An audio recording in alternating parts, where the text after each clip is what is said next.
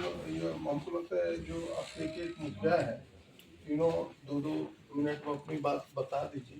क्या क्या समस्या? हाँ, आप सब लोग अपने क्षेत्र का बताइए उसको, ताकि दोहराया नहीं करे। आप अपना बताइए। यानी सर हाई स्कूल है पश्चिम और ऐसे खुद से अनेक बच्चे आते हैं और साथ में यानी पूरा धंधा का ये आपूर्ति। उनके मुखिया आदरणीय हेमंत जी को बधाई और उनके प्रति आभार व्यक्त करता हूँ कि जिस प्रकार से सरकार ने राज्य के सभी पर्यटक स्थलों का, धार्मिक स्थलों का विकास करने का फैसला लिया है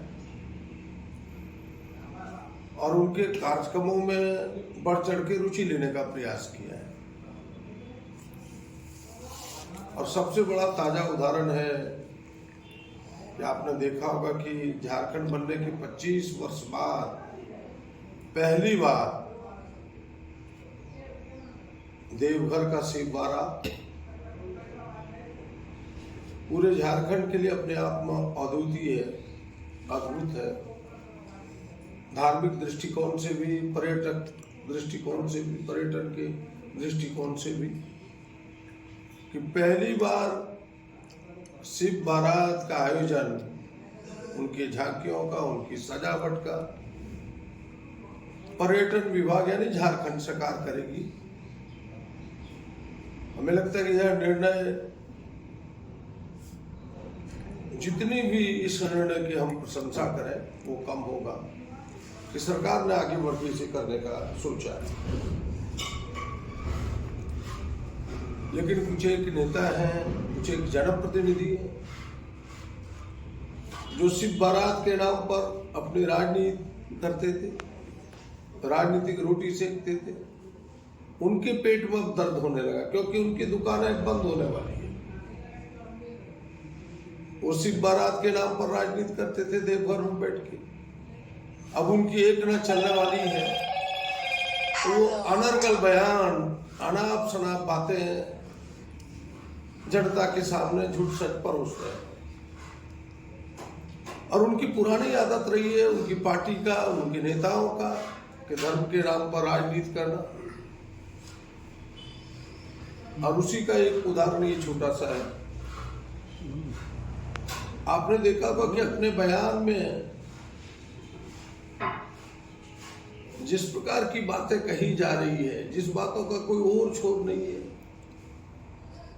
कि भाई देवघर डीआईजी से नहीं संभल रहा है, उन्हें डीआईजी से गुस्सा नहीं है, वहां एसपी के पद पर जो एक आदिवासी बैठा है अजीत डुमडुम, उनसे गुस्सा है। पहले भी आपने देखा होगा कि वहां डीसी जब दलित थे उनसे उनको गुस्सा था, आज आदिवासी है तो उनसे गुस्सा है और कह रहे कि नहीं, एसपी के पोस्ट पर डीआईजी को बिठाए हुए। मैं उन नेताओं का आपके माध्यम से संदेश पहुंचाना चाहता हूं कि भाई कमिश्नर सिस्टम पुलिस का क्या है? जहां 10 लाख शहर की आबादी रहती है वहां तो डीआईजी और आईजी रैंक के ही एसपी रहा करते हैं और अन्य प्रदेशों में यही सिस्टम है। अगर झारखंड को छोड़ दे, आप बिहार को छोड़ दे, तो दूसरे प्रदेशों में देखिएगा तो यही सिस्टम है।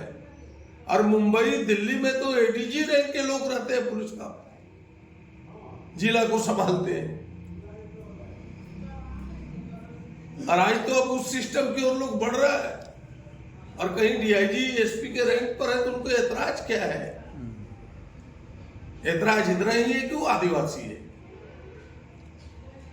और स्वाभाविक है जब उनके आला नेता, जिनको वो अपना नेता मानते, जब वो बाबा साहब को नहीं मानते, तो आदिवासी दलितों से घृणा होना उनका स्वभाव है, उनकी नियति है, उस पर बहुत कुछ कहा नहीं जा सकता।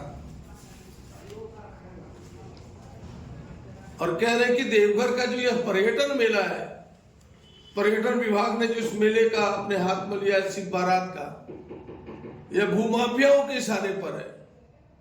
हमें तो हंसी भी आती है कि दिल्ली से देवघर से लेके गोड्डा तक, भाया देवघर कह सकते गोड्डा तक, कौन भूमाफिया है पूरी दुनिया को पता है।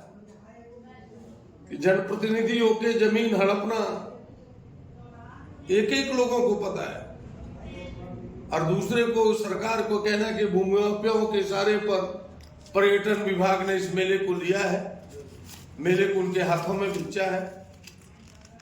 हमें लगता है कि केवल इतना ही है इसके साथ, उनकी दुकान पूरी तरह से शटर डाउन हो चुका है। उनकी दुकान का, राजनीति की दुकान उनकी बंद हो चुकी है। सिर्फ बारात के नाम पर वो कर नहीं सकते, न आज न अब आगे। ये बौखलाहट है, इसीलिए ये सारी चिल्पों है, ये सारी चिल्लाहट है। बस मैं लगा कि जो विषय गलत तरीके से समाज में परोसा जा रहा है, सच उसकी यही है।